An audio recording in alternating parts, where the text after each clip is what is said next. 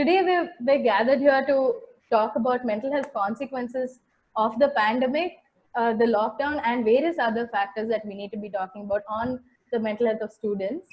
We'll also be talking about the role of educators in care work, in role of educators in providing that mental health care, because most often educators are the ones who are sort of at the front line of caregiving with respect to students. Um, we'll also be talking about what community mental health and collective care will look like on a larger scale. We'll be exploring the role of parents and other caregivers and support systems for them and the educators to manage their mental health, and steps that the schools, institutions, and the government need to take to support, a transition into the next school year, and to mitigate the mental health impact of this pandemic on children.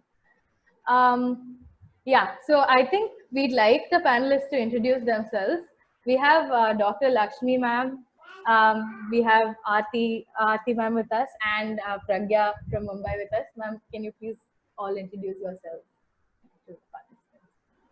And if you have any introductory thoughts about today's event.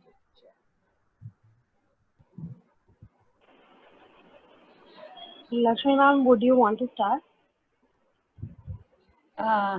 Thank you for having the privilege of gray hair. I haven't seen others.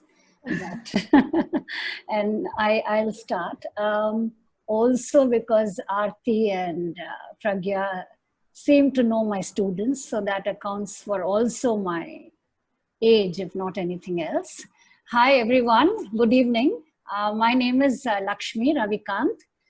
Quickly, a quick introduction is that I have been a mental health professional for the past 32 years. I've been with, can you hear me? Yeah. We can hear you, but for some reason there's a disturbance. And we'll figure this out.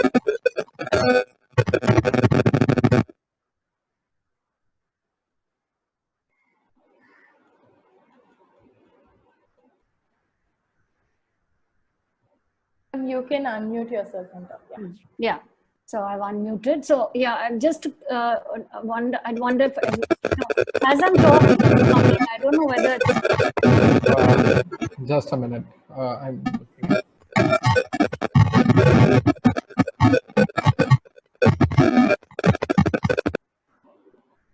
Yeah. May I? Yeah, please. Sorry about that. No, that's okay. I was wondering if I should do something at my end, but nevertheless, so for those, if no critical information is lost, I'm Lakshmi Ravikant. I've I'm a mental health provider, professional, practicing for the past 32 years.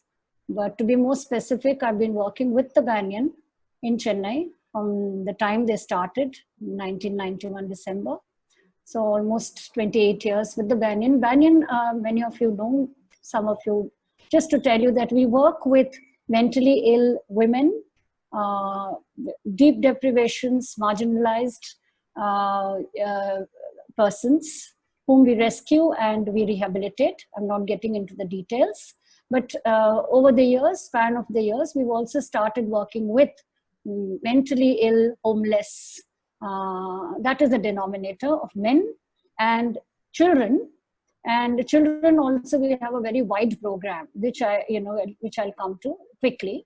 So this is basically our primary model. We have various stakeholders with whom we work across the country, both for holistic mental health care, and to be able to provide a decent rehabilitation for people with homelessness and other vulnerabilities. Having said that, we've always been working with children of our users, if they've had children, whether men or women. But that was a very focused group. Then we started Banyan Academy of Leadership and Mental Health. In conjunction with this, we offer master's program in social work and applied psychology. In and through this, in 2012-13, we also started opening out our child support programs to more in the community. We operate from Kovalam, which is, which falls in the Kanchipuram district in Tamil Nadu. And we work in 27 panchayats. and we draw children from all of these panchayats. Again, only the very poor, marginalized, users' children, because we have very large OP setups as well across the country and in Chennai, outpatient clinics.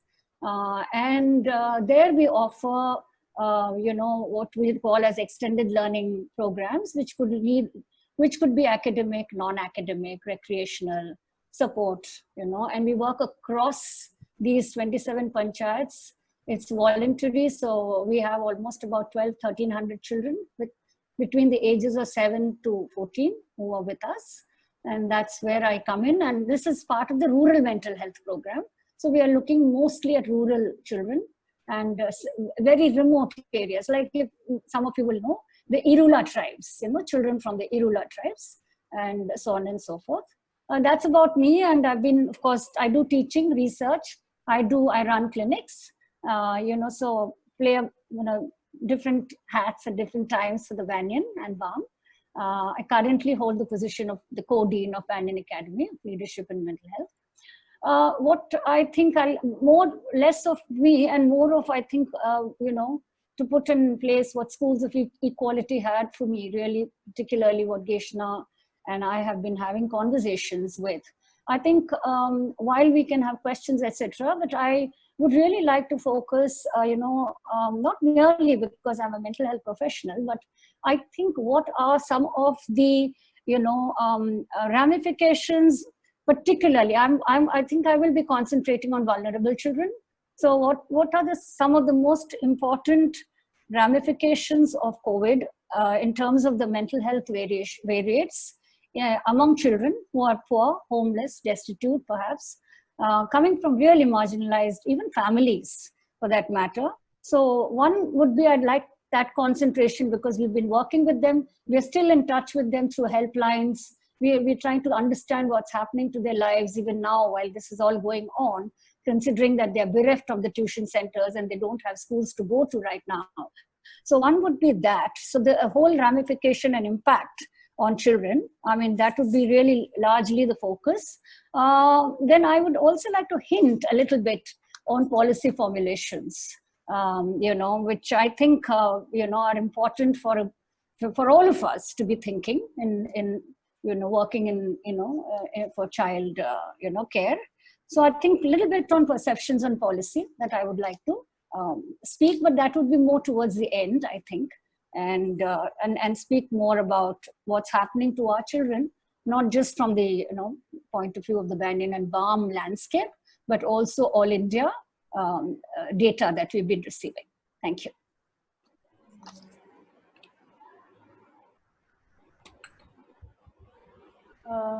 Pragya, Aarti, one of you? Aarti, ma'am, you're muted. Aarti, would you like to please? Okay, sure. So I'm Aarti. I basically have 22 years of experience of working with children and adolescents.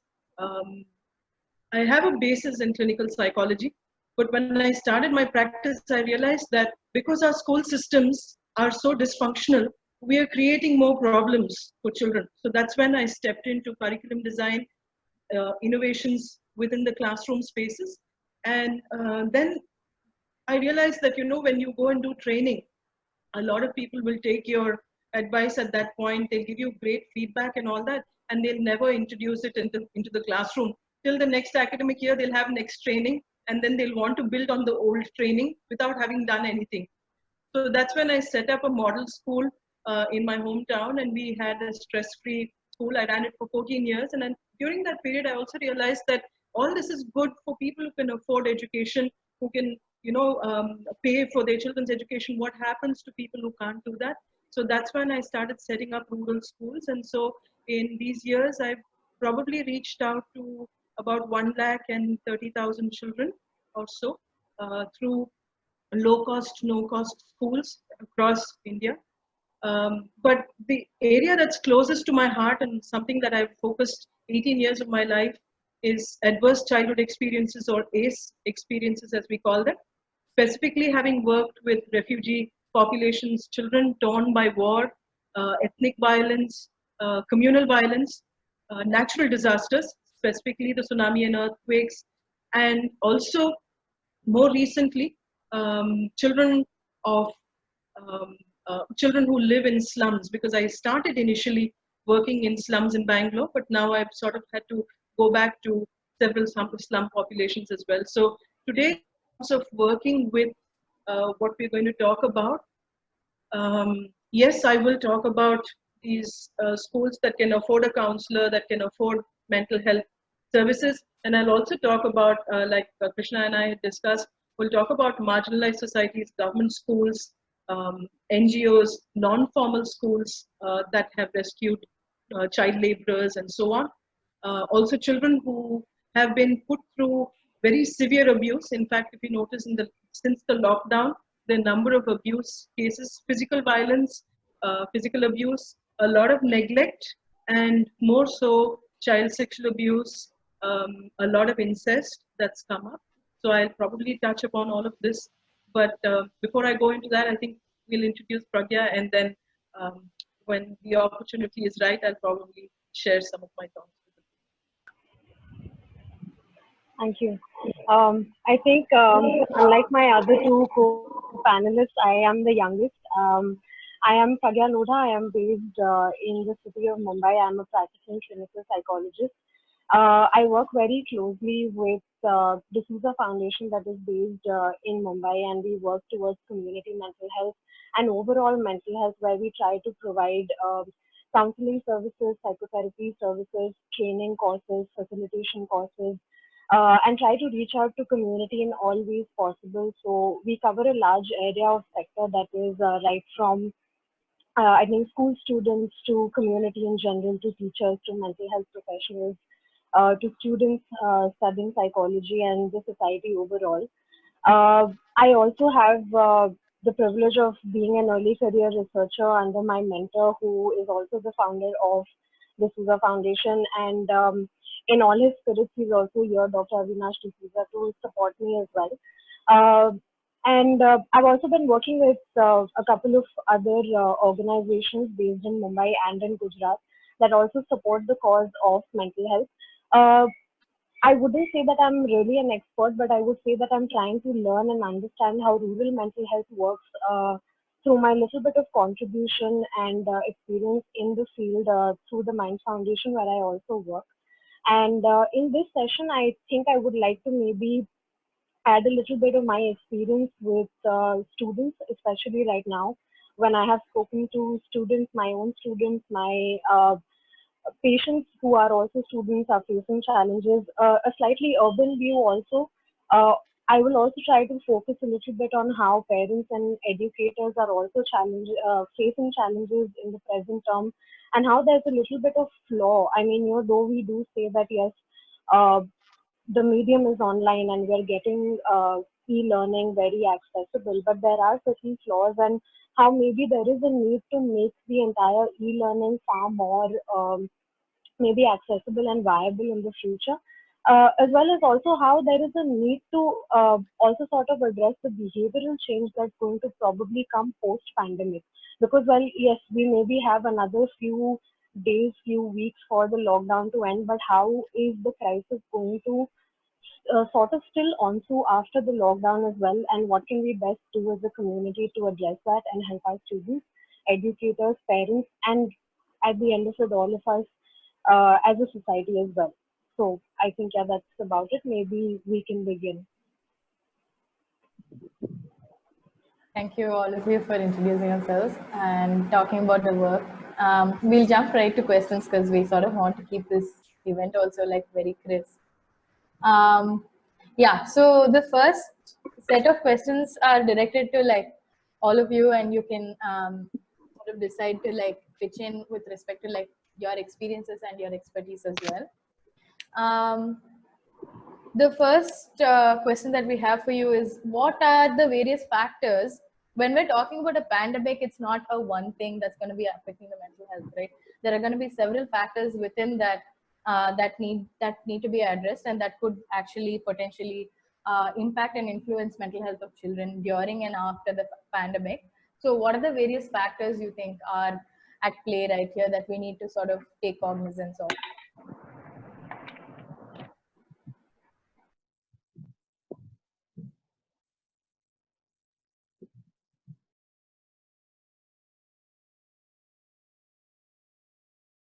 May I answer that?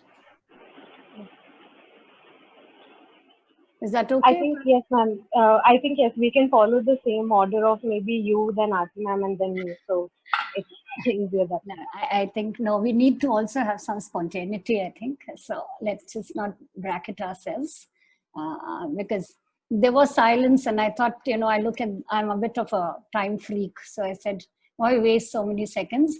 And I don't have all the perfect answers, but I thought maybe I'll give it a beginning.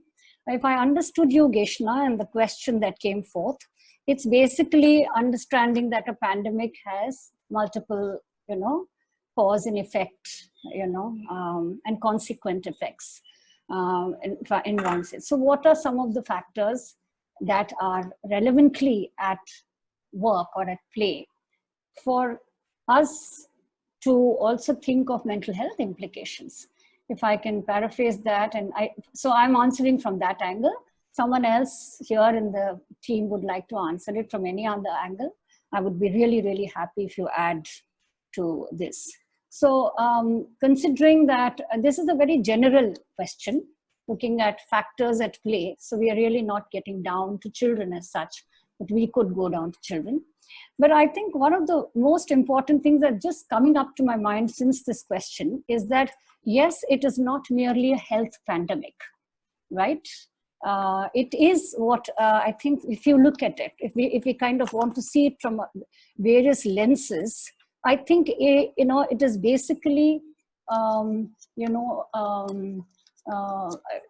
to, it is something to do with the environment. So we are looking at the environmental health.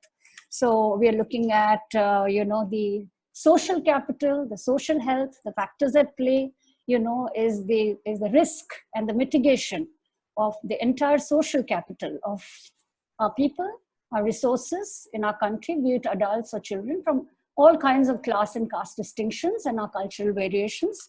So I would think that, it's a health pandemic, no doubt, but it's very quickly, uniquely and quickly affecting these factors like physical, as I said, physical health is directly affected and impacted. Environmental health today is challenged to a large extent. I don't think we've ever had, when I say environmental health, obviously I mean, the social distancing part, environment of hygiene, environment of deep clusters, density, paucity of resources. So when I'm saying that, physical health, of course, is all the symptomology and non-symptomology, asymptomology, etc., that we're talking about. So there is a huge burden that we are talking in terms of factorial presence. And of course, the social health, the social capital, that, the factor of social isolation or the factor of social distancing, is causing, because not everybody has the privilege of, being in connect, through technology. And I think we are, so therefore we need to concentrate on that, on those. So I'm looking at these three are the most impinging factors. And I'd like to lob this question. And also one thing that I'd like to mention here, because we're talking school and children, I was reading up, and I found that, and I'm sure the others who are working in this area a lot more, Aarti and Pragya, apparently out of the 472 million children that we have, the lockdown is directly impacting 40 million children from poor families. This is a big factor to be considered. The factor of who is being affected, not the whole population, but in that population. And who are these? Especially children of, labor, farms, remote areas, fields, rag pickers, street vendors, so this I think is a big factor that we have to take into cognizance, because later if I ever get a chance, if somebody wants to know, I think this needs to be a very policy focused approach. Thanks. So being somebody who's always in the field, working with children, with schools, I'd like to answer this with what's really happening in the field right now. The first thing is the word pandemic did not exist till March for most of us. It was probably a theoretical construct, which we probably read about, and suddenly we're all bearing the brunt of it.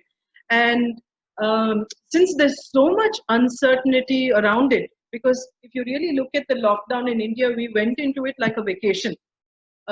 Most people, if you really look at it, and I'm not trying to make it light, but I'm just saying that most people thought, this is going to be like 2 weeks away from work. I'm going to have time to bond with my family. And when we come out, we're all going to be fine and India is going to be safe. When we went into the pandemic, the lockdown, we were about 600 and odd cases. We are about 13,000 cases. So now people are beginning to realize that this is not as simple as it seemed initially, and that we're going to have a lot more fallout. Psychologically, financially, ma'am mentioned several points, but I'm going to focus more on the psychological aspects of it because that's where I really can help people. So when it comes to the psychological fallout, it's very, very sad to note that our school systems do not cater to mental health in any form. So and most school counselors will also agree with me. I started my career as a school counselor, so I know that I was the PRO officially. When something is messed up in the classroom, I'm the buffer between the management and the parent. So this is how most school counselors are still used. And you're supposed to pull this child out of the class and fix them and send them back, like this in Tamil, that's like the patra, the mechanic shed. The counseling room is sometimes in most schools used like that, unfortunately. And so this pandemic is something that's going to impact a lot of children. And I'll talk about the two extremes that I work with, because when I'm talking about the regular middle class, upper middle class child who's going to school, they're probably going to have to face a lot of issues because parents are going to lose jobs. There's going to be job cuts, financial salary cuts, things like that. And if there are children who across the spectrum who lose a loved one to the illness, that's going to be the second set of children that we will work with. But when we talk about marginalized societies and people living in poverty, below the poverty line, I'll give you a story so that it's easier for us to understand. Several years back, I was called to work with a group of children after the tsunami who had lost their parents to the natural disaster. There were about 97 children, and they were all from the begging community that were not registered under the fishing community. So they officially did not receive any relief from the government. So what happened was these children were always begging. So they've never had a reference point for a school. And this person just pushed them into a classroom and said, hereafter you're going to start learning Tamil, you're going to learn math, you're going to learn science. And these kids would break each other's head because that was less painful. Going to the hospital was less painful than sitting in the classroom. And this is the kind of violence I used to see every day. And I remember the first day I was eating my food, the person who had invited me had, asked for a full meals. And in Tamil Nadu, full meals is a lot of food. So I was sitting down with the banana leaf and I was eating. And there was a 3-year-old child peeping from behind the door. And he kept looking at me. And every time I would turn, he would run away. And then he'll come back after a few minutes and he will look. And I turned around and I asked him, what is it? What do you want? And in Tamil, he told me that if you leave some leftovers, I'd like to eat from your leaf. And that's when it hit me that the worlds that we live in are very, very different in India. We cannot use one frame of reference to try and dictate any kind of mental health service across schools, which is also why many of our interventions have not really worked. And having said this, I can also quote during the tsunami, I had worked with the coast, the southern coast. I'd worked with about 10,000 children. I had worked with about 400 teacher volunteers who became barefoot counselors to be able to manage that large group. What we needed to do, and it was developed as we went through it, was that we had to triage. And now we will, after the COVID situation and when children return to school, irrespective of whether we'll be government schools or private schools, aided schools, whatever kind of school, we will have to have therapeutic allies in the classroom. We may not have so many trained mental health professionals, but we will have to have therapeutic allies. And by that, I don't mean those talking down, let me advise you types, but people who are willing to listen, people who are willing to be there for children. And this is also one of the things that's happening now. A lot of people putting out helpline numbers with untrained professionals, people who are not aware of how to deal with something like this, advising people about "Dhairiyama irunga, be brave," those kind of things. If they could be brave, they wouldn't be calling you at the helpline asking for help. So at this point, what I'd really like for us to address as professionals is that we are going to have, at the end of the pandemic, a lot of psychological fallout, but not enough people to be able to deal with that fallout.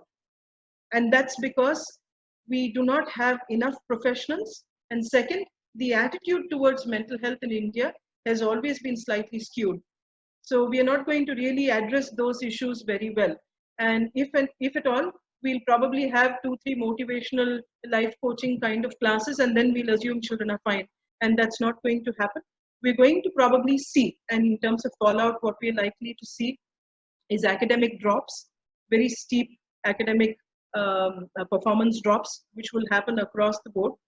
And they will be, unfortunately, labeled slow learners when they're probably going through an adverse experience.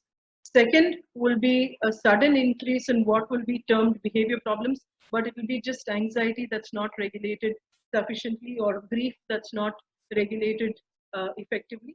These will be the two things. And the third, I'm guessing, will be, and I'm guessing, I'm not very sure, will be a lot of relationship related problems that the children will experience at home as a result of the fallout, because the adults are also going to be quite badly affected at the end of this. So as schools, as mental health professionals, I think we'll have to gear up for these steps. I think I'm in complete agreement with both my co-panelists, and I would just like to add this bit that, well, I think most of the time of this lockdown has sort of passed on, and I think one of the bigger focuses now is gearing up towards how are we all going to, as stakeholders, manage things after the pandemic is over, after the lockdown is rather over. Because even once the lockdown uplifts, it's going to be quite interesting to see how are people going to move towards working, school, colleges, how will daily activities pick up, because that's not going to be something as sudden, as fast, and as comfortable rather, because with the entire fear, anxiety, and the grief that has set in because of the pandemic, it's going to be quite a challenge to look at how people respond, and rather stakeholders, institutions, industries, schools, and how businesses are actually going to take up. So, I think that, and I think in continuation, one of the things that mental health professionals would maybe want to look at, again, it's a possibility. It will have to differ state to state, probably city to city as well. That unfortunately, though we have quite a lot of gap in the number of professionals and the number of people who really need help, but as far as possible, like how Aarti spoke about barefoot counseling, that's going to be a most definite need, because a lot of behavioral as well as emotional changes are going to set in, because, and they are going to be different than, slightly different, maybe not entirely, than what parents and counselors are already sort of facing right now during this lockdown. In my, I had the opportunity to converse with like students from Kerala and Bangalore, Chennai, Delhi, and various places, and all of them were like, that okay, fine, there are certain types of challenges that we are still facing right now, but what will happen once campus is open, once university is open, once we go back to school? How is it going to be with the entire pressure of making up for the syllabus, giving exams, taking new courses, finishing, the entire semester and starting again? That's going to be another layer of academic pressure and sort of stress that's going to come in for a lot of students. This may be a slightly urban, I think, viewpoint, but I believe that this will also sort of fall out for the public sector schools as well. And I think another point that I would just maybe like to add over here is that there is a need right now itself to, sort of start working, that how professionals like counselors, psychologists, educators, institutes can come in together, maybe with the government as well, to sort of tackle this, because unfortunately in countries like India, most of our online education is mostly through email or WhatsApp. We maybe have Byju's, to help certain number of people, but in a country like ours, how many people really have access to internet? I think if I'm not mistaken, we barely touch 50% of internet access throughout the country. How many people really have the willingness to download apps? How does one actually make online education viable for not just the people living in urban and major cities, but also students across? Because as Lakshmi Man rightly pointed out, overall in India, there are about 300 million students who are not attending schools and colleges out of the 1.7 billion people across the globe. So government initiatives are going to be very, very primary in actually ensuring that how are they reaching out not just to the private sector, but to the public sector as well. And I think the role of the private sector schools and the private companies in general will also play a very crucial role as to how do they step down to actually help make education accessible, viable, and more far-reach for the masses throughout. So I think, yeah, that is something that I would just like to add to what ma'am and Nafi said. I think all of you have sort of covered most of the things that I also was thinking that needs to be talked about. Thank you for adding all of these points and comprehensively discussing. My next couple of questions is first directed at Pragya and then later Lakshmi, Dr. Lakshmi and Arti can add. Pragya, what impact does the pandemic and the lockdown and these factors have on the mental health of children? More specifically talking about, because you said you'll talk about the behavioral manifestation in classrooms and this is also to the benefit of the educators that are watching this. What can the educators expect in the classrooms and so that's basically the question to you. Yeah. So I think how Aarti started off, that yes, I think we all sort of started off with a very vacationing mode for the first 2 weeks, but only to realize that this is not going to end anytime soon. This lockdown has actually created a lot of trouble for a lot of students, because at one hand there are I think most of the schools have managed to sort of bridge this stopgap by bringing in some sort of email work or WhatsApp work, or maybe using some sort of online platform to bring the syllabus across to the students. But one of the bigger challenges that has sort of stayed with students is that not every subject can be really covered online. I was speaking to a set of parents. This is something that also stays with, I think, like more of the ambitious kids and the parents who are more ambitious about their parents, that about their students. Sorry, that my child has access to this, but I'm not sure. Like they needed to take that extra hour of tuition, so they are not getting that. And the parents also feel very anxious, that the child isn't getting the right amount of time to study. A lot of parents have struggled and are still struggling to get their children to study on time, especially the younger ones. A lot of anger issues, a lot of frustration, a lot of irritability has sort of set in, because, well, yes, the older students who may be more cognitively mature to be able to understand the whole pandemic situation, it's definitely been a challenge for the younger ones to be able to understand that there is just a plain need sort of to stay back at home. However, if we look at the older teens and above, another set of challenges, mental health challenges that everyone's been facing, is a lot of emotional meltdowns, uncertainty, a lot of maybe depressive and anxiety related symptoms.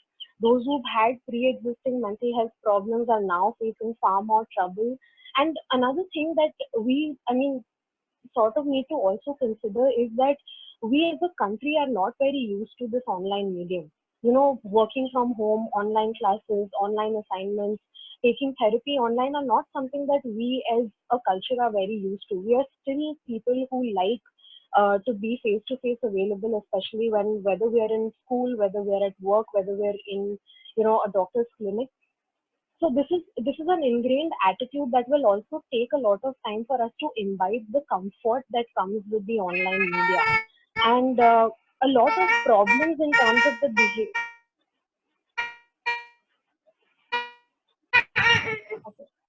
Hi, I'd request the participants to please mute. Yeah, thank you. Thank you, Sandil. Yeah. And I think what educators need to be sort of prepared with is that they are going to be one of the stakeholders who will have a lot of pressure, because it is not just going to be the race, to sort of cover the syllabus, but it's also going to be that how are we going to manage children. So we have one of our domestic help here, and she has a kid, and I have been interacting with her. Her school has, sort of Zoom classes, but she took classes only for 2 days, and post that she's, not sort of gone back to them.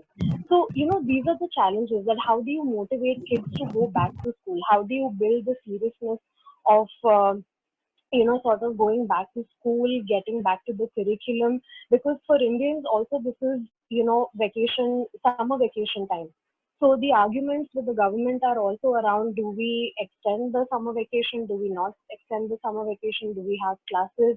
How do we make online education far more accessible for people? These are things that are still in question, and unfortunately, unless and until the lockdown doesn't really uplift, there is nothing confirmed on paper that has been really parted to the educators or to the schools.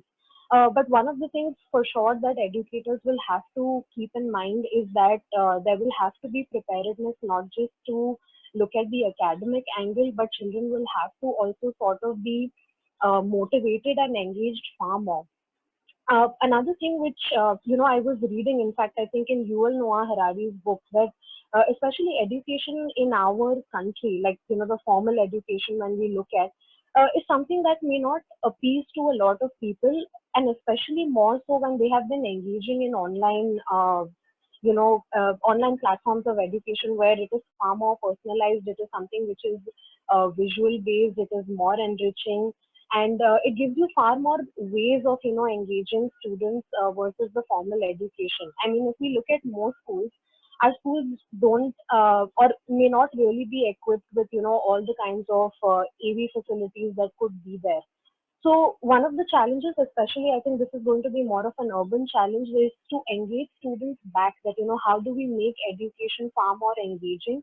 How are students going to respond to this? Is something that educators may want to look in. And of course, nevertheless, one of the things that I will also emphasize upon is that post this lockdown, definitely, I think during lockdown, the need for mental health has definitely arisen a lot amongst all sectors, right from students, academicians, mental health professionals to the community in general. And that is something that's going to garner a lot of attention. And it will not just be addressed, I think, by the mental health professionals, but this will be something that will have to be, sort of addressed by parents during this time as well. Educators will have to address it afterwards. And it'll be interesting to see that how schools, private and public, how flexible are they with learning, how strict are they with learning, what are the media that they use for learning, and how are they scheduling exams in the coming semesters. That will also help sort of ease the stress that students may face. So I think these are again things that are all can be possibly just put down to question and think. And also I think very interestingly, but I was reading this up, but uh, that out of all the couple of 4-5 lakh teachers that we have in our country, there are only about 300 teachers who've actually taken out time to make learning very creative during this time as well. So this is again a question that, will there be needs to sort of, bring in creativity in learning post the pandemic is over? How are we going to sort of even compete with this online media of teaching is something that we may want to look at.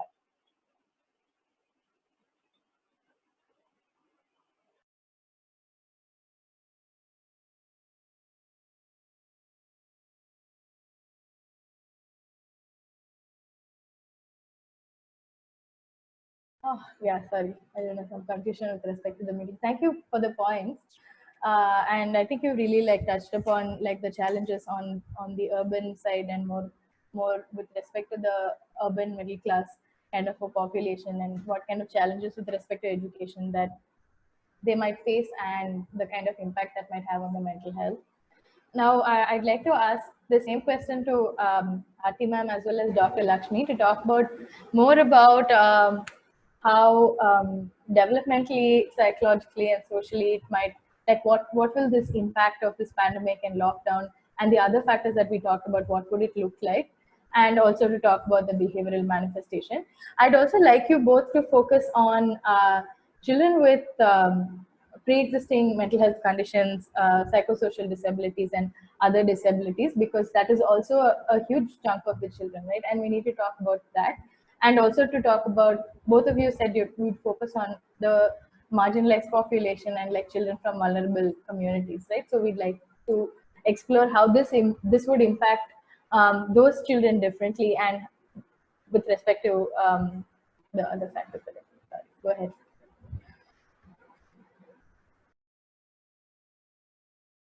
May I speak? Can you hear me? Yes, ma'am, we can hear you. Should I go, or Aarti, would you like to? No, ma'am. I'll listen to you first. And all right. So we're going back to, I think, the drawing board again, and I'm now putting the hat of a mental health professional, and to be able to look at what is the impact. Before we go into direct impacts, which may be real or envisaged or predicted, I also need to ask all of us as to have the pulse on what is going on with children, whether they're rich, poor, marginalized. So what is their current experience?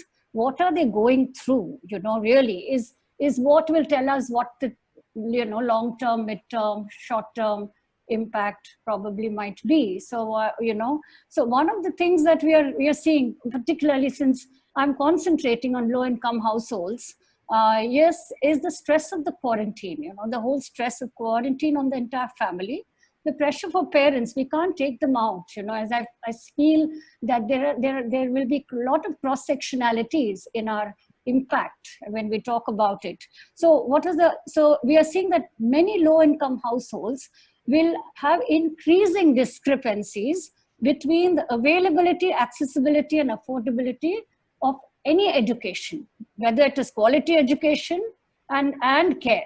So I'm really looking at, as Aarti earlier mentioned, the triage. I'm also saying that one of the impacts is that I think we need to have more educators, not educators, but educators, more in terms of looking at holistic education as, health education as not just learning, education as psychoeducation. So a lot of task shifting, multitasking could be an impact, a direct impact. But coming more down to, I'm going to make it crisp because, we'll probably will meet somewhere in our ideas. So child survival, I think the impact here is, for me, looking at 0 to 5. Somebody said, Geshna said development. So I'm looking at 0 to 5 as a developmental stage where nutritional deficits can cause long-term impact on disabilities, intellectual disability, physical abilities.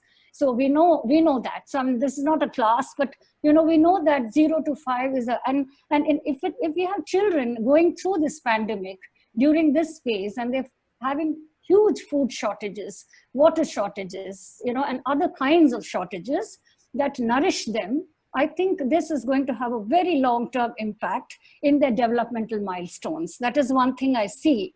The other thing that I see is that after if one looks at the lockdown getting unlocked, other than that, there are a lot of answers and explanations and informations that we have to give to our children. Because some know, some don't know, some probably, as someone said, they're vacationing, they think it's an extended holiday, whatever. But I think it's important as responsible adults and as a country, we need to be factual. We need to give answers you know, and of course not instill fears, but I think it's important. Therefore we have books, you know, I'm seeing storybooks and cartoons and all of that coming up, which is lovely and interesting and colorful, and it's not making it so scary, and it's not making it low, you know, so, you know, traumatic. So but then we have to be understanding that we have to give answers and factual explanations to all. It's not like, oh, rural people don't need it, or tribal don't require it, or urban elite need it. So I think answers and explanation to the populations that we are responsible for. Then, like Aarti already mentioned, there is the impact of the pandemic. As much as we are receiving calls, we are on the beat, is also to see what are the long-term impacts on abusive environments. Now that could be witness to domestic violence. It could be, you know, CSA, child sexual abuse. It could be, you know, emotional, you know, numbing, you know, or distancing. And so what could be? So without trying to make it very medicalized, you know, there would be stress responses, there could be PTSD, you know, there could be as an onslaught of economic crisis and child impact where, you know, where you have density of families, there could be a lot more conflict because of inability to resource share. The other important factor on the impact is we cannot forget, although the numbers are low, that there is death and bereavement. There is care that my father, my grandfather, mother is taken away for isolation for some time, or she comes back, or they don't come back. So this can, you know, also still, you know, again, guilt or fears and stuff like that. Again, what is social distancing and isolation impact doing? There is a risk of anxiety. There is a lot of risk of separation anxiety, depression, and even in some cases, if I may say so without trying to alarm our august audience here, it could be suicidal ideation. You know, that's something we also have to be very cognizant of a refugee and a migrant population, you know, pregnant, you know, you've seen on NDTV, "Aap pregnant hai kya?" You know, I mean, yes, she's pregnant and she's walking with 5 children. You know, what is that impact of people who are migrating, you know, the kind of the reality that we are seeing, the displacement and the lack and the scurry for the basic amenities. Those are impacts. And well, psychologists will always want to talk about stress disorders or mood disorders, you know, but we have to be aware, you know, losing your attachment focus to your parents. They could be poor mental health outcomes. But today morning, I was reading something that one of the direct impacts possibly could also be on gender. Females can be compromised. Girl child may be compromised due to exploitation, for sexual trade, and there may be an upsurge in teen pregnancy, which means all this is to mitigate impact, not merely to see, oh, this is the impact, but can we have a proactive approach to see that some of these things may be a possibility. So not react after it comes, but be more proactive to mitigate some of these impacts. So like we're talking technology, but I don't think technology is really a way to go forward, because I think if I can quote Naisbitt in his 10 mega trends, he said the higher the technology, the lower the touch. You know, and I have a grandson who's 15 months old and he doesn't like technology. I mean, know I'm saying hi, I'm singing songs, and he just walks away from that, because I think, and then he tries to reach out to me. So that is an indication that he wants touch and not, you know, this strange lady who's suddenly only talking to him from a distance. So this is going to be a big impact. High technology can also bring him, you know, low touch. So these are some of the points, and I'm going to end now very quickly on community mental health, because that's the way where we are also working. The impact will also necessarily have to be with we use Nalla mobilizers or lay mobilizers or community mental health volunteers. That is how we use our collective care approach, primary health care. I think the community volunteers and the stakeholder expansion as an impact of this has to be huge. We need to have more community resources, maybe meals, maybe good meals in schools, maybe, you know, toilets and, you know, other amenities that we are talking about. So, and also looking at being able to pick the pulse without trying to early diagnosis, early interventions, you know, look out for signs and symptoms without making it a crisis. So we are working on kiosks, you know, where you have like, you know, peer kind of, we are trying to develop the peer approach for children. where, because we work with a lot of children, we are trying to see whether that model will work. So we are thinking of models that might impact post post lockdown. I won't say pandemic. Pandemic probably is here to stay for a while. Yeah, but there will be impact on friendship issues, companionship issues, sexuality. So I think there are a whole host of things that we can talk, but I think we have to be very, very, very importantly clued on to the impact not only on the children but also on the family, and again I say what the ecosystem is doing to our children. That's going to be very relevant, because I think I'm not talking at the micro level, I'm talking at a very micro level. If that's where I stand. Yeah, thank you.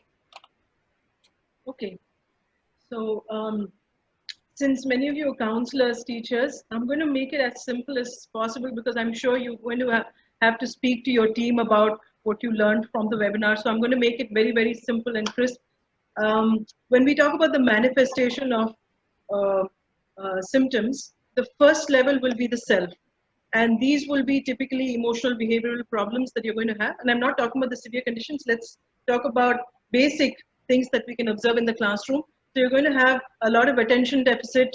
And when I say that, I'm not saying there are going to be issues with concentration in the classroom. That will be your first area, because one of the most common ways in which children will show the stress response or anxiety response will be this general tendency to be very, very distracted, because I'm not comfortable with the information. I'm feeling very aroused inside me. I'm feeling the stress response, so I'm going to be very distracted. So every small sound, I would want to get up, I would want to check if things are okay, and when the teacher is teaching, I'm going to be looking around, those kind of things. That will be the first set of issues that you will deal with.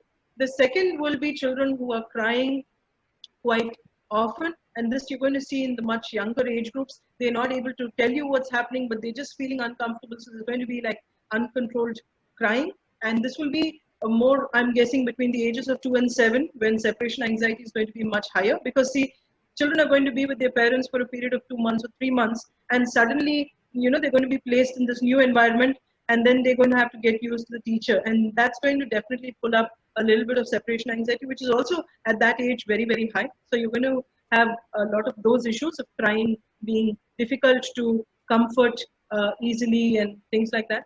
Third will be your eating related issues. Feeding issues are going to be very, very high. So as it is, teachers have issues with children not eating well, but you will have a lot of feeding related food bags, a lot of extreme changes in eating patterns. At home, parents are going to definitely observe sleep disturbances, and that in the classroom, you will notice that children may fall asleep.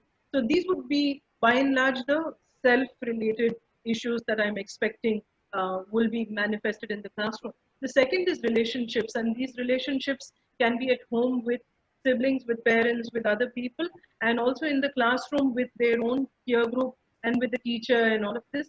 What is likely to happen is a lot more conflict, inability to adjust into relationships with ease, picking up fights on small things, because what's going to happen is, if this anxiety is going to continue, the person is not completely comfortable inside, so they're going to get triggered by small things.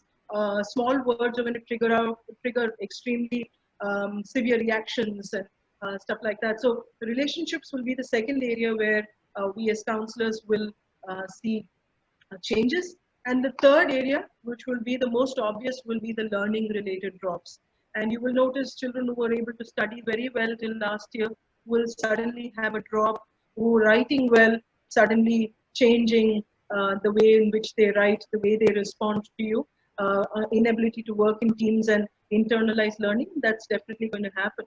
And one additional area which I am personally concerned about is gadget addiction.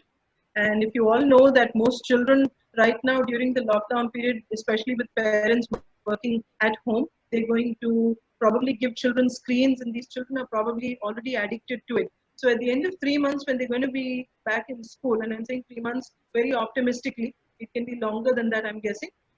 When they get there, the brain is going to have a completely different chemistry. It's going to be wired completely differently, and that's going to definitely throw up a lot of issues, very significant issues that we'll have to be geared up for.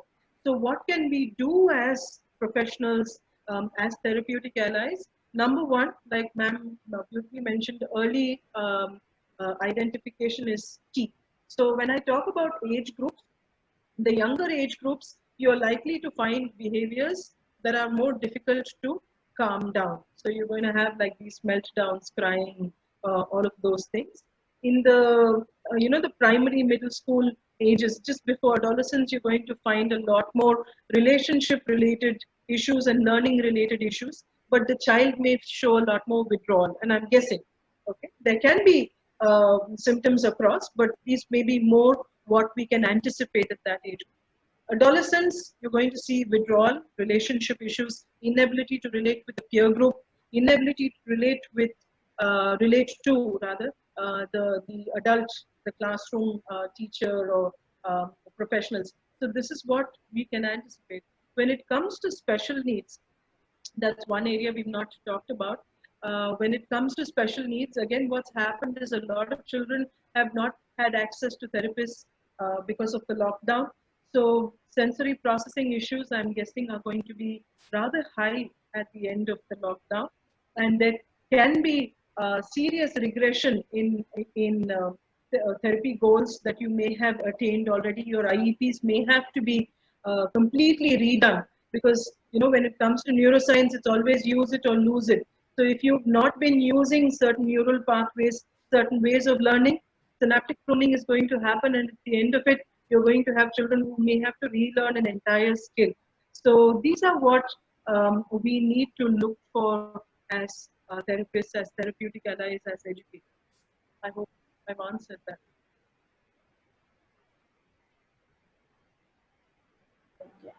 Sorry, Krishna is not allowing me to unmute as I wish, so I'm sort of going through some 2-3 processes to unmute myself. But all three of you have sort of come together and holistically talked about several things that are important towards when we're talking about mental health of children in schools.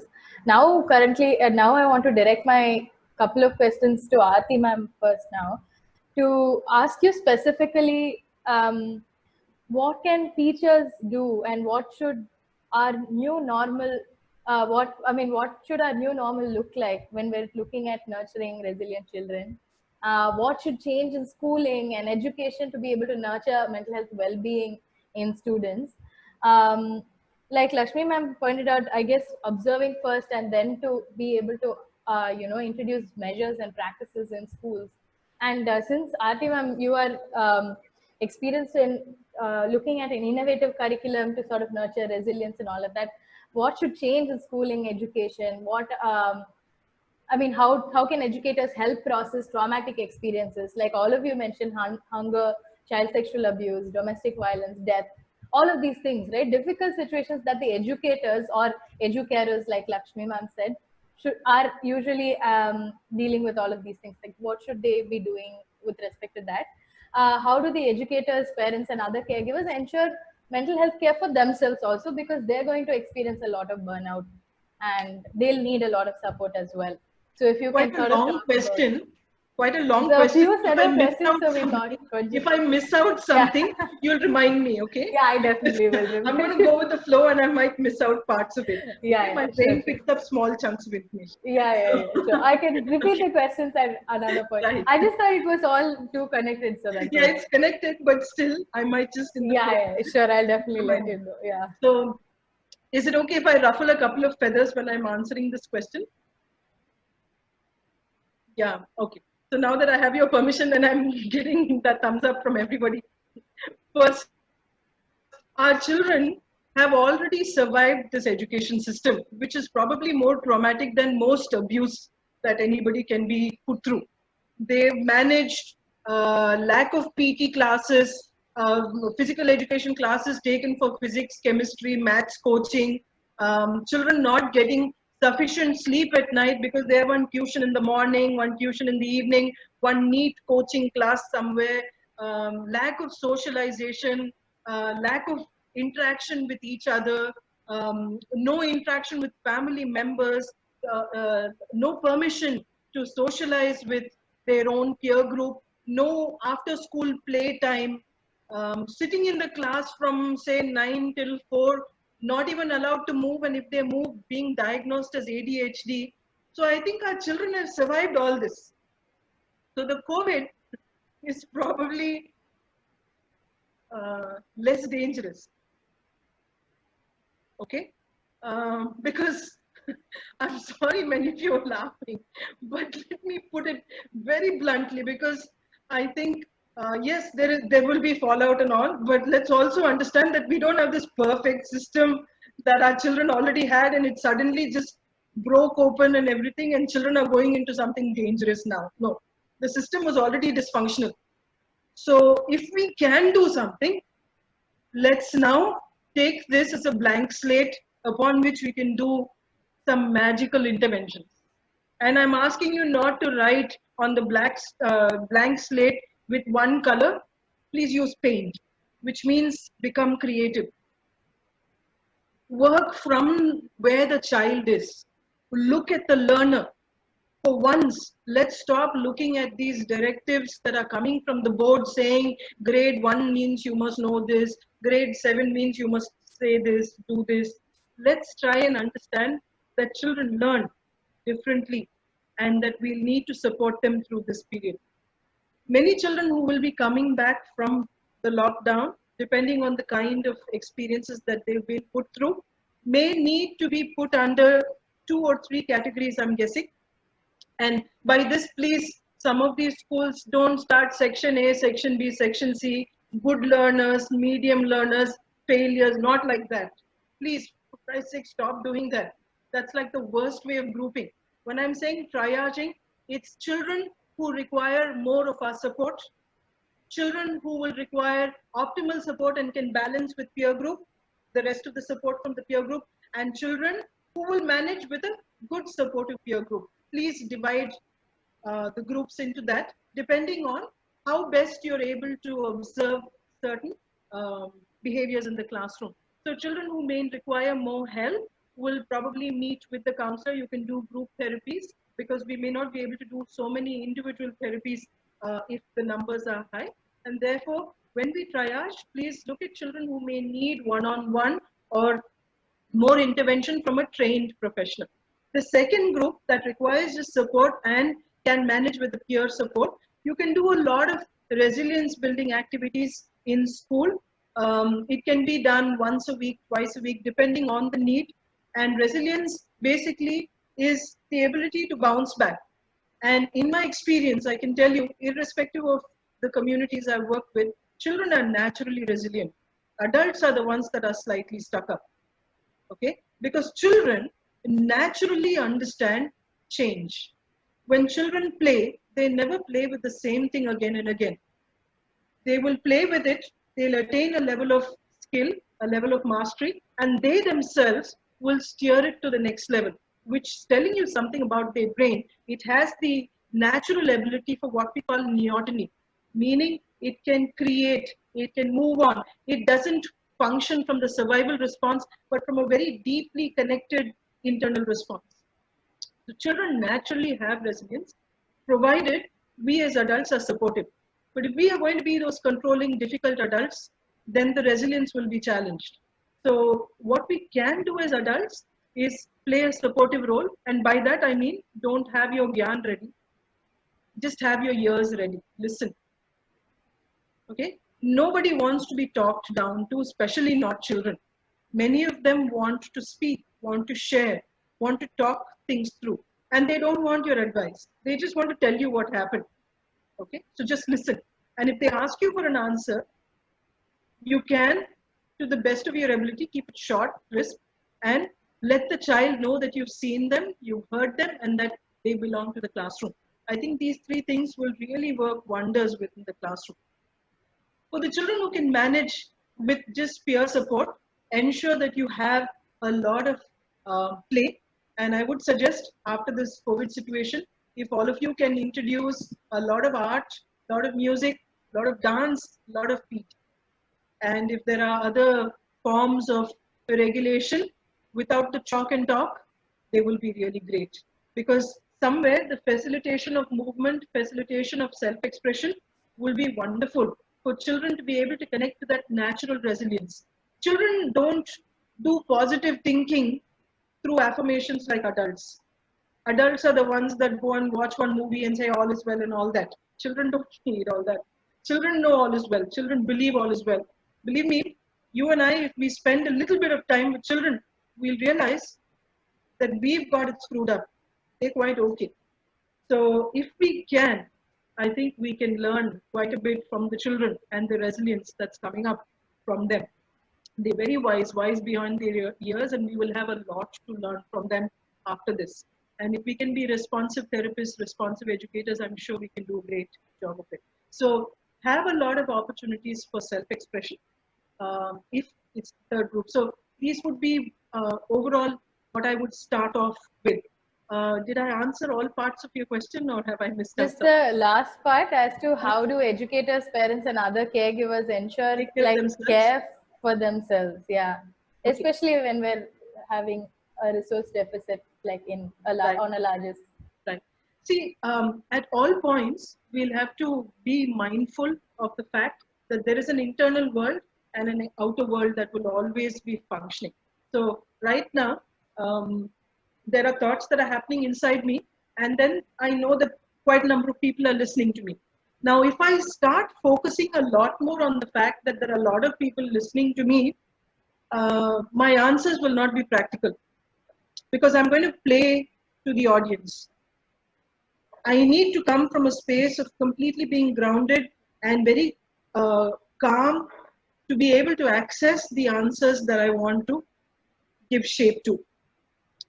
Similarly, with any situation, all of us will have like this internal world filled with our resources, our thoughts, our ability to regulate.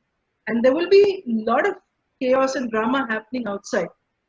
The key is not to allow that chaos inside. So when I talk about self-care, if you go online, a lot of these quick fix recipes that are there, say go for a haircut, go for a massage, all these things. Believe me, if I get a messy haircut, it messes me up. So what works for one person may not necessarily work for another one. You have short hair as well. I'm sure you know if you have a bad haircut, you have a bad day after that, right? So I'm telling you, self-care routines are very, very personal. So when we talk about it, there has to be one physiological component. So for self-care, always a physiological component in the form of some kind of exercise is very important. If you like yoga, then go ahead with that. If you just like aerobic exercise and you would like to go out for a walk or something, that's fine. Just as long as your musculoskeletal system can bring in endorphins into your system. That's the first. And that I would suggest between 20 and 40 minutes a day is like a good thing that you can do. Many of you may not be able to do that on an everyday basis, in which case you'll have to clock in about 200 minutes a week. Neurologically, that would be very, very safe to bring in. Secondly, you'll need to definitely work on the emotional components, emotional regulation, see what your emotional triggers are. So I would do a debrief at the end of the day. What were the things that I failed at?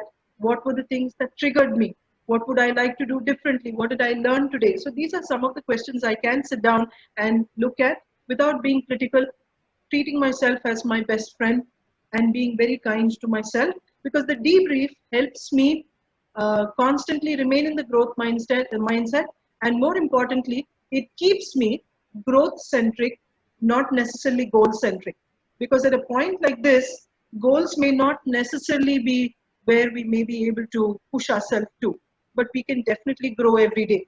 So that would be the second. And the third will be definitely to update ourselves on recent trends, on techniques, on methods to work with children, which will be the technical mental component for this. So if we can do this as parents, as teachers, I think it would give us a lot of balance, because that balance is what we really require when we are working in fields like this. I remember during the tsunami, I didn't know this. And so after I think the third day of working with so many hundreds of people who had experienced loss, I had my breakdown. And I was a mess. And it took me time to come back, right? But I realized at that point that to be able to give, your cup must be full. And you need to take time to fill it and find what works for you. But I normally use a physiological base, follow it up with an emotional base, and then a mental updation. It usually helps. I hope I've answered your question. Yes, ma'am, you sort of covered all of it and more also. Thank you for explaining it so well for us. The next set of questions is directed mostly at Lakshmi ma'am. And later, if you have any thoughts, Aarti ma'am as well as Pragya can add. Lakshmi ma'am, so we're looking at, we already touched about what community mental health can look like in such a situation now, like post-pandemic response, and looking at a public health policy response, and we've already talked about that, but if you can elaborate a little bit more about community mental health model in this context, and what kind of steps we need to be taking to achieve that, particularly towards children, and involving all the other stakeholders that are in touch with the children. And how do we train or empower stakeholders? You had already mentioned the friendship bench kind of an idea that Banyan is sort of taking on. So on a larger scale, what kind of a community mental health model would you suggest as a policy response, and any special recommendations you have to the state with respect to addressing mental health for children after the pandemic, ma'am? Yeah, can you hear me? Yes, I can hear you. Am I audible? Yeah. Thank you for that, Geshna. Before I get to community mental health and the responses that you've asked me for, I'm very tempted to add, pardon me, but 2 points to what Aarti already said in terms of, teachers and self-care. I also have I was part of, because I'm old, so when we had the National Policy on Education in 1986, which got into, implementation, because we work with children, I've been very keenly following that there was no mention of mental health. It said physical health, and it said recreation and physical health. In fact, I went back to the notes, and there was no mention at all of mental health, and so really we are talking mental health, all of that. So I would think one of the first things, because we were talking about teachers, and broadly when you say teachers, then the curriculum and all of that, I think one of the important things that struck me when Aarti was talking was that it's important to have introduced mental health first aid. Wherever, I'm not saying schools, as a curriculum, for teachers, mental health first aid, and also life skills education. In fact, I'm coming to that. In community mental health, this is what we are doing. Life skills education is a very structured kind of an educational, investment that we do in our children. So life skills education, and just being, just to add my 2 bits to the fact about self-care. You brought in a lot of points, Aarti, that's fabulous. Talking about self-care is your own, how do you care for your own self based on your physiological, emotional, whatever your, wherever your pulse points are. I would like to mention there are a lot of, I don't know whether young or old, but whatever, there is a clientele here. I think a lot of self-care is also when you, also look at sometimes as you're working in the field as teachers, as counselors, we might go through what is known as a compassion fatigue. So it's important to also be alert to that, as an early warning sign, so I'm not going into stress and burnout and, all of that, but there is a compassion fatigue. In fact, there is what, again, to quote somebody that I read, there is also something called as, apparently decision compassion today, because having to make so many decisions during uncertain times. So, but then my pet, because I was thinking of my own self-care is with my pet. So, your cat or your dog or your little, it could be, so sometimes I wouldn't want to leave animals out of this conversation, if I can bring that, because they're very integral part, maybe puppies or whatever, animals, so our gardens and our, little hobbies, whether it's singing or, bathroom singing or whatever that might be. But essentially to know that, to be able to also be insightful and reflect and not deny that this is not happening to me. I'm this macho, or I'm this, alpha male woman kind of stuff. And also it's not okay. I mean, it's not just for boys not okay to cry, but I think girls are also beginning to feel that, you know, we somehow have to match on this complex compatibility with a male. So I would like us to, you know, also think of that, about that. Now, quickly transitioning into a more pointed question that Geshna asked me is, Geshna, that, you know, in community mental health education as of now, I mean, or community mental health services, largely with, I'm talking about families and children, because we don't ever, you know, look at children without families, because we have worked towards vulnerable children. So what we've been doing so far and what is on our radar right now is also what, and in the absence of technology, all they have is a phone, and we make the calls because we have a limited number and we have helplines, etc. That's technology part of it. That's how to facilitate. But so far, what we've been doing, you know, largely, I mean, is to look at, first is community primary health care, you know, is something that we look at among the groups, because we work with the poorer people.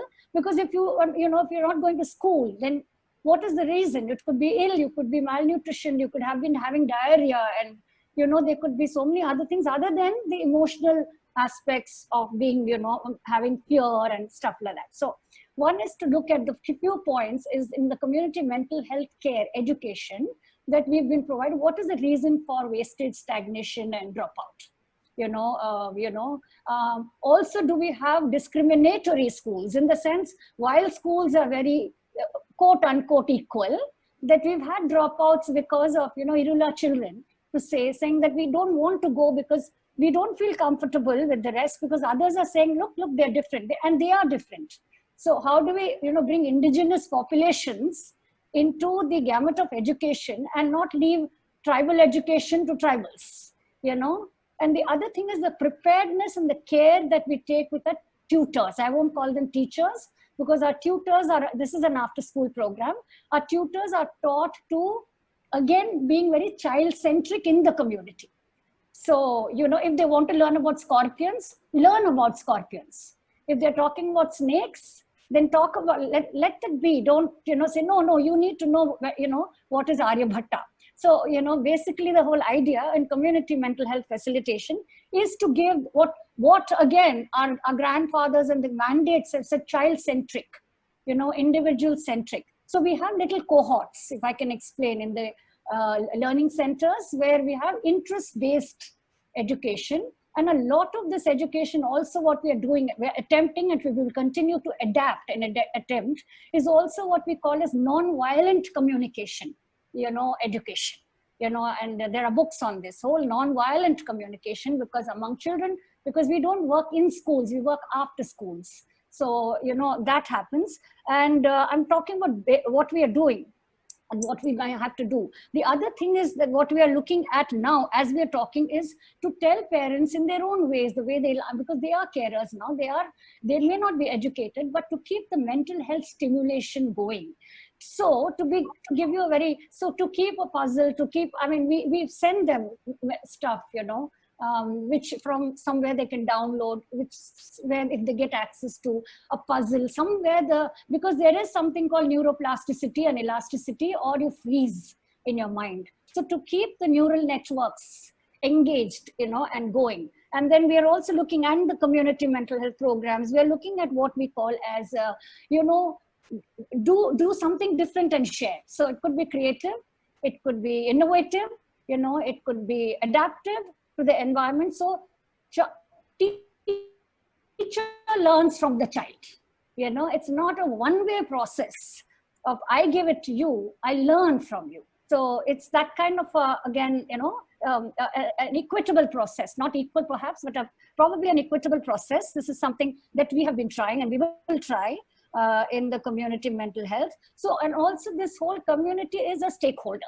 So we involve the panchayat leaders, we involve the talaivars, you know, we involve the youth leaders. We use a lot of the young leaders for, you know, games, you know, basketball or, you know, whatever, gully cricket and those kind of things. So then they start also now, you know, engaging, going out means also playing and not just standing by some side and things like that. So there is a life skills education is a very integral part, structured life skills education from classes 7 upwards, you know, for children who can understand a bit, very integral. And we have what is known as, interestingly, what Aarti alluded to, is what we as non-verbal tools of education. That could be, you know, expressive therapies of various sorts, you know, it could be we're non-verbal, because we also work with children who are hearing and, you know, speech impaired. So, you know, in the same classroom. So we have equal classrooms. So we don't have disaggregated groups. We have to have them integral. So it is immersive. And then one of the things that I would like also to share as a part of this, other than a policy, is that we have a huge lot of 55 students who work with us. So we make them intern. They are our resources. So they go to the deepest of these pockets and work at least about 12 hours or 15 hours in a week with these children. So then they become peer educators, peer, you know, learning and teaching, and they have a lot of, it's a lot of fun. Actually, it's a lot more fun, the community mental health education part. Other than that, of course, I did mention that we have, you know, kiosks, we have community resources that they can use, a community library, you know, that sort of a thing. And we also have, we are looking at who's a stakeholder expansion. It could be a policeman. So bringing these people into the context, it could be a farmer, you know, it could be a nurse. So the education goes beyond, the community mental health education goes beyond, you're having to necessarily go through a certain structured education and go up to 10th or 11th or whatever, but no fret if you're halted somewhere. And one of the things we have done is actually through the community process, we have taken 8th and 10th class, either pass, fail, whatever. You know, women whom we've trained, men and women whom we've trained as Nalam mobilizers. Nalam in Tamil means wellness. And these are community people trained by us, you know, for mental health, you know, facilitation. So we are also creating employment. So education in community mental health care is linked with not a carrot, but to say that there are other things we can do. We teach them other skillings, like, you know, cycle repair or, you know, mechanics something. So it's not just, oh, I have to be, dreams are there. We don't want to. We also work with Rainbow Homes, incidentally. Some of you know Rainbow Homes from Harsh Mandar in Delhi. You know Harsh Mandar for sure, I'm sure. And so with Rainbow Homes, we work with, you know, these children where we create creative curriculums, so that while there is a structured curriculum that they learn in schools, ours is an after-school program. So in this, we try to deliver, and in fact, every 3 months, there is a think tank that sits and where children are involved and says, what do you want out of this? So it's what do you want? So then we look at their requisites, and then we see who do we bring in. So there are models, you know, people who model in their own, they might say, I want to meet the Talaivar, or I want to see a policeman, or I want to see, you know, Revati is very popular with our, you know, students, the actress, and, you know, those kind of people are, and so therefore that's how the education, you know, community mental health program for educational care pans out, other than other things that everybody is doing. I do hope, and stakeholder expansion is a very, very important part of our program. So, you know, because if these have to sustain, see, another thing is we are talking about funding and sustainability. We are an NGO, and that's also something that we really have to take care. And therefore, we are very blessed, I think, to have some good foundations helping us, because they feel that more than the educational structural inputs we are giving them a more holistic approach to themselves, to work with life, to work with themselves, you know, in a manner in which they will have self-worth and self-respect for themselves. So this is the part of the entire community mental health education program. Thank you, Dr. Lakshmi. Aarti ma'am, with respect to policy recommendations, you have any quick additions, or can we move on to the last question? You know, I'm somebody who doesn't believe that you have to work directly at the policy level. I'm someone who's worked so much at the grassroots and inside classrooms, because, you know, initially when I started, I was working at policy level, and I ended up feeling very bitter because it took such a long time, and I was able to achieve a lot more at the grassroots. So I think I really don't know, and ma'am has a lot more experience in that area, so nothing from my side. Yeah, no. Okay.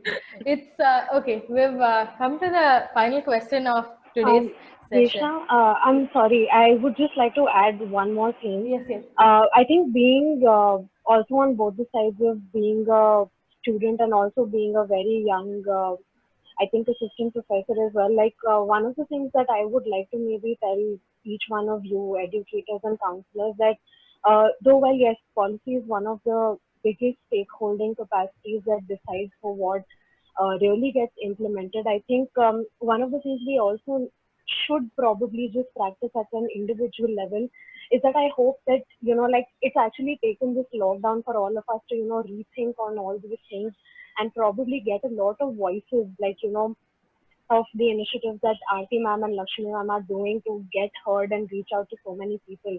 And I think as a young mental health professional, I would just reach out and tell all of you that please do your bit, whatever that you can, in your individual capacities.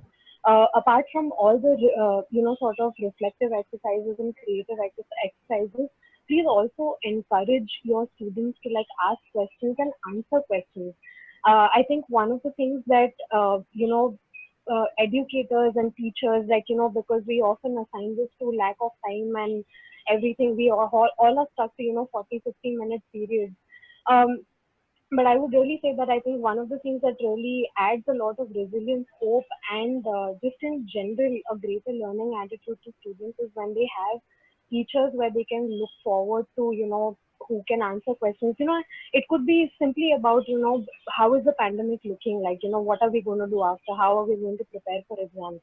And this is where I think apart from parents and mental health professionals, educators become a very, very important source of hope and learning for children. So yeah, that's just a small additional individual bit that maybe we all can sort of bring into practice.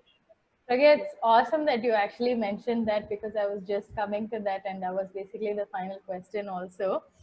With respect to asking questions and like urging the students to be critical and to like be supportive as educators. And like also I would like to point out and sort of bring about the perspective of our mental health discourse amongst mental health professionals is itself. Right now I can see a shift from it being a more individualistic approach to a community approach, right? So I want to ask this question to all three of you, and if you can quickly sort of give your 2 cents about this. What responsibility do mental health professionals and educators have in demanding, basic needs, and like to move towards more of a social justice kind of a discourse within mental health as well, to ensure like prevention of any kind of like trauma due to the pandemic and its like related social evils that we're sort of like experiencing at this point of time, right? Most of the time mental health discourse sort of removes itself from politics and what is going on in the country. It becomes very individualistic. So I want to sort of ask what you guys think about what responsibility do mental health professionals and educators have in sort of asking for rights of people, because that we can see is adding to trauma and mental health impact on people and children, right? So yeah, sorry. Would ma'am go first? Are you referring to me, Aarti? Yes, ma'am. Okay. Oh God, I'm feeling really old now. We have so many people calling me ma'am. Okay, quickly. I think I'm going to be, I think now we can't work in silos. So I can't say I'm a mental health professional, I'm a politician, or, I mean, they want to work in silos. That's a different thing. But, to say that, I'm an educationist, or I am, whatever. So I think the mentally, also culturally, we've been working in silos because our education prepares us to be, as someone again said, the more and more you know about, less and less you're a specialist. So I might just know about the left side of my nose, and then I'm a specialist for my left side of the nose. So I think we have to, we've been talking about it, generalists versus specialists, and nature versus nature, and none of this, what I'm saying, is new. But, there are a lot of people here in the panel, and, the panel and the audiences, And I think, I mean, I do respect what Aarti is saying, that it is very gratifying, it is very satisfying to work at the grassroots level, because you feel, change is influenced by you and you're influenced by change. You have a pulse on everything that's happening around you. But I think, impactful work also needs to be, strategically communicated. So, and that can impulse into policy. So what lot of youngsters are here, or I don't know, and I think we need to think, we don't have to get disillusioned that we cannot make a policy out of something, but to be able to influence, to be able to advocate, to be able to write, I think to be able to write, thoughts in various platforms about policy implications, not necessarily post-pandemic we are thinking, but I think it's in 1986 was the last national policy on education, so it's not about, oh, it's time to have a policy, because it's post-pandemic. It's not about that. But I think every 20, 25 years, we need to reinvent ourselves. We need to, figure out ways of doing maybe better ways of the same thing, in that sense of the term. So looking at, if I just go back to some policy, so we, I think at the Banyan, I also have been, Vandana has been a crusader of mental health policy and the Mental Health Act in 2017 that got, implemented. But it didn't just come like a piece of cake. There was a lot of advocacy and fighting, and a lot of putting up homelessness and mental illness and, disadvantage really up there. I think is a lot of work that the Banyan has been committed to over the years, because we are not speaking for one person, we are speaking for people, with vulnerabilities at large. So I'm not saying that I can advocate, I can create a policy, but definitely I hope to inspire others and myself, maybe to impact on the policy. So how do we do that? One is, of course, you're doing good work at the grassroots level. So they become your, your evidence-based models. Wherever you're working, at a small level, big level, it's not the importance of micro, it's the impactful. Because when you look at a microcredit, it came from Bangladesh with a small group of people. And today it's become like a virus, and it becomes policy in some nations to look at microcredit seriously. So coming to the point is, we need to look at what are the people who are working with where and whom, forget about silos. So what is your strategy? Sometimes we may go without a strategy and something can become successful, so we can have a hindsight. So the strategy becomes an advocacy. So we need to have advocacy platforms of our work. Advocating, I'm not saying advertising, but advocating of the work, good work that people have been doing across the length and breadth of this vast country in small pockets, in little pockets. So advocacy then moves into more policy formulations. If I can bring in some numbers, though I'm not a statistician and I don't really care for numbers, but the point here is, when we had a system of educational policy in 86, we said 6.4% of the GDP should be given to education at all levels. We don't know about child education, that is from 0 to about 18, but today we are recently we are doing 4.6% is what has been given. And out of that, we don't know again how much, I don't have that breakup here. So it's very important to, of course, when we look at a policy or from the perspective, not post-COVID only or post-pandemic, I think any policy needs to be a long-term policy. So there has to be a vision. So a policy has to create a vision. All that is great in paper. You may argue with me, we have great policies. They're all on paper. They don't get executed or implemented. So people like you and me who work in NGOs or individual stakeholders with, small kinds of small but impactful work may seem like, oh, we don't have a voice. But I think people out here who are listening to all of us also need to think of policy formulations, because they're going to take this country forward. And we need voices for policy. So I'm advocating for policy. So what are we going to do? Long policies are not short term. They're obviously long term. They're here to stay. And therefore, they have to take into consideration the macro level. And mainly when they take into consideration the macro level, the two extremes get lost. It's like the midpoint gets because they are the averages. So we work on policy through averages. So it's important that we need, and I'm now coming to the answer of, we need to advocate to make a policy for buy-in, for investment in time, when you're talking children, investment of energy and resources, I'm not naming what, from all local and global stakeholders, whether it's government or NGOs, etc.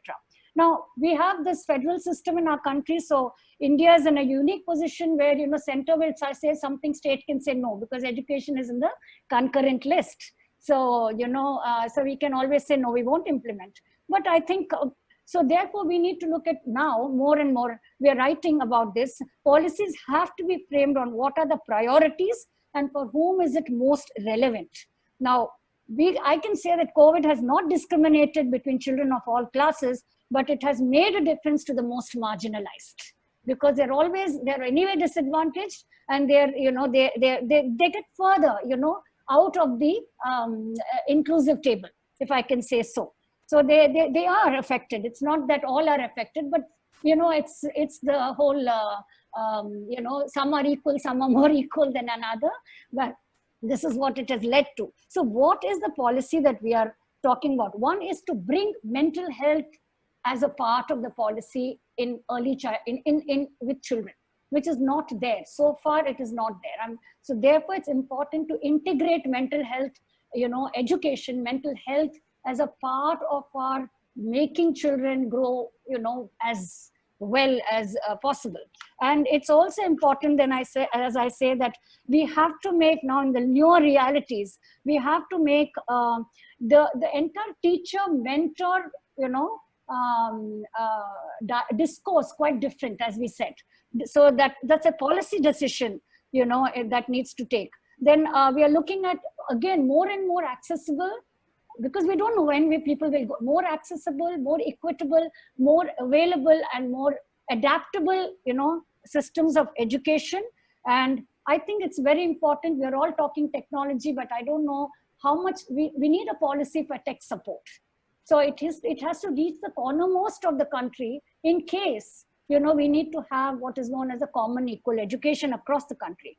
The tools of learning need to change. The skills and the tools of learning in policy really need to change. We need to look at more creative problem solving tools. We need to look at more, you know, individual tools like empathy, mindfulness. I mean, these are not things that we are just talking because we are aligned to a set of, you know, of an ism, but tools of learning and teaching will change. Psychosocial care as a policy, you know, is of paramount importance. And I think when we say the policy must reckon with intersectionalities, that, you know, family, education, nutrition, healthcare, all these are cross-fertilized. So it's not about, you know, so these intersectionalities, so which means a lot more people will need to be inducted into policy making than few people sitting there, you know, from a very bureaucratic way and looking at policy from a very, very, you know, myopic lens. I know that. I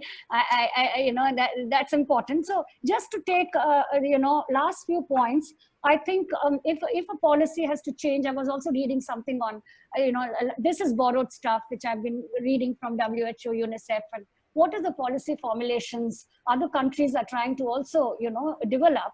One is that the policy of in educational care is, first thing is it's time that the policy talks about health and safety first. Health and safety first, you know, more particularly after this, we are looking at every niche of every corner, looking at water, food, sanitization, and hygiene. You know, not everybody is going to privileged places.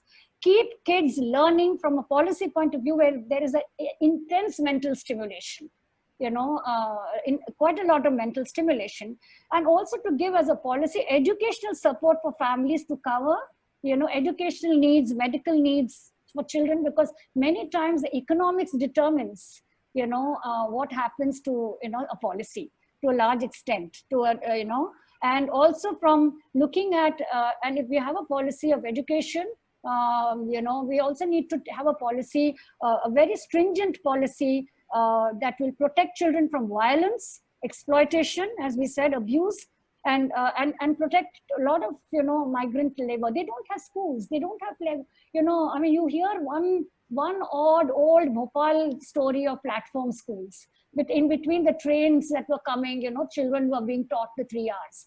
But that's a very rare thing, but half the time the children don't have access. So I think policy must, it can't be, feathered and looked at from a very distinct point of view. Policy that will touch your heart and my head, and the three R's, or three, head, heart, and hand kind of a stuff.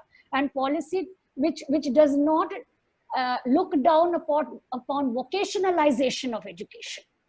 I think somewhere we've lost the touch in our, in our educational system. Policies are only looking at providing higher education with low employment rates. So I think that's where I come on policy. Yeah, and that's about it. Thank you. Thank you, ma'am. Thank you for talking about how important it is to sort of look at all aspects within policy. Aarti and Pragya, you have any points to add? Ma'am has beautifully covered most of it, but from my side, because again, I'm somebody who works at the action level, where I would also like to add a little bit, with freedom comes responsibility. And so many of these points that ma'am mentioned do exist in the Right to Education Act, but we are not making people accountable, especially teachers in government schools. Sometimes we're not making them accountable.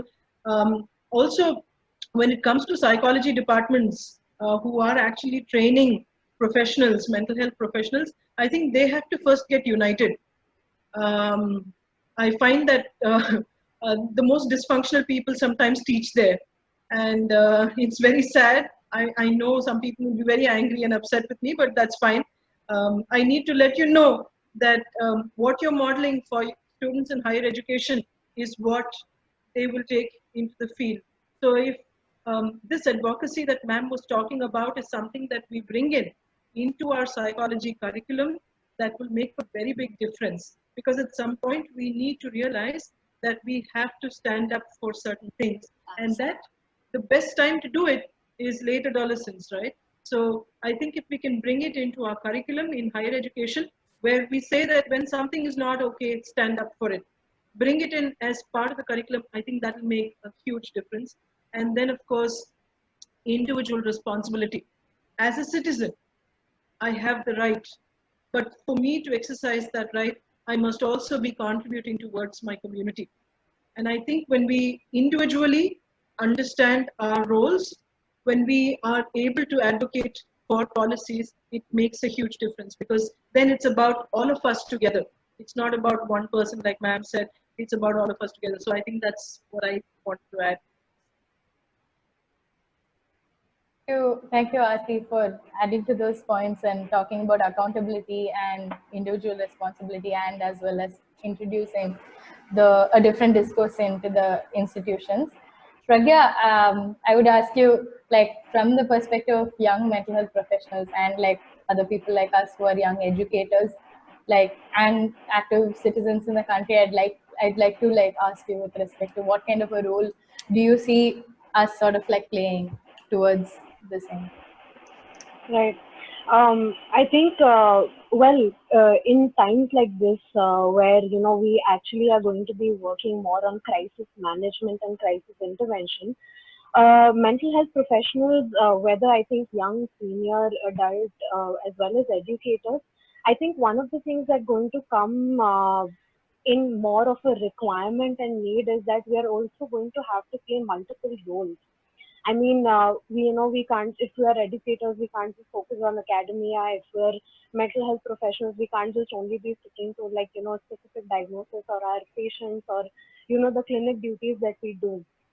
For, a crisis like this, a humanitarian approach is also going to sort of, reach out to us, call out to us that whatever bits that we can do. I think this is something that I've been, sort of telling everyone out there in my conversations, formally, informally, that please go ahead to do your own bit.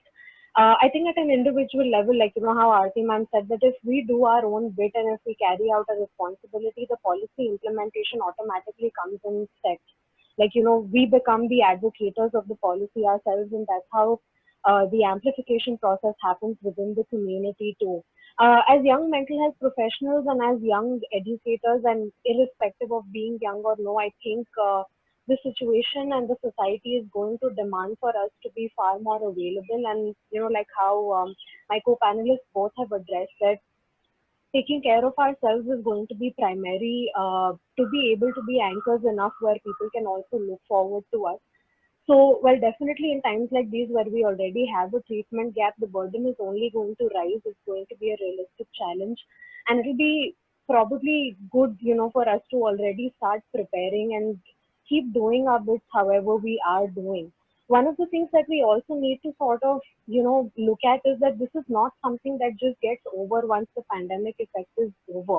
This is something that has to have like long lasting impact, something that we have to sort of keep questioning, keep revising, keep adding to, keep improvising with time, because things like education, things like mental health, and I think anything, if we look at, always benefits with a liaison approach.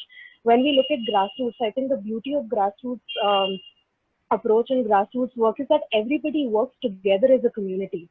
We don't just look at that, oh yes, I'm just doing counseling, or I'm just doing this. I mean, this is something that really inspired me when I worked with ASHA workers and Anganwadi workers, where they sort of, they bring the community together. They become the part of the community, and this is where we have to, at least for some time, we'll have to blur our boundaries of professional commitments and be available in whatever capacity we can, as well as taking care of our own health. We also have to realize that, we may not be able to. I think this is something that I've addressed with a couple of young mental health professionals who've been peers, who also feel guilty that, we've not been able to do enough. And that's why we need to realize that it's okay if you're not able to make a very big impact. Even if you're able to reach out to one person, 5 people, 10 people, 15 people, it's enough. And keep your work doing, keep doing your bit in whatever ways you can.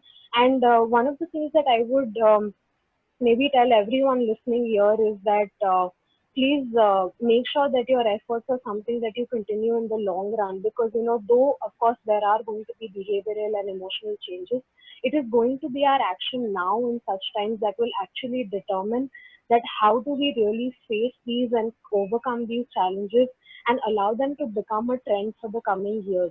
It is something that definitely has a 50% chance of being very positive as well. Yes, it will take time, but there is definitely a chance for a positive change to bring in. So, well, yeah, I think I'll end at that note. Thank you, Pragya, for bringing in that valuable insight about how looking at on an individual level as well as like as a community level, how to like take this forward. And I'd like to right now thank all the panelists that have like come with us. I mean, I had asked the audience if they had any questions, but we have about 5 or 10 more minutes to the end, and we sort of already compiled the audience questions and compiled it within our questions. So I don't think there are any more questions. So I'd like to thank you all, Dr. Lakshmi, Pragya, as well as Aarti, to have been here today and given us all like insights. I hope all the participants sort of got their questions and like doubts and anxieties cleared. This is not the end of this conversation. Of course, this is only the start of this dialogue, right? So we'll probably organize a part 2 of this session, and we'll take this further if we see the need for it. And yeah, thanks a lot, all of you, to have like come and be present with us. And I thank Krishna also for like helping us with the logistics and stuff. Yeah, so have a good evening, and please stay safe and wash your hands, I guess.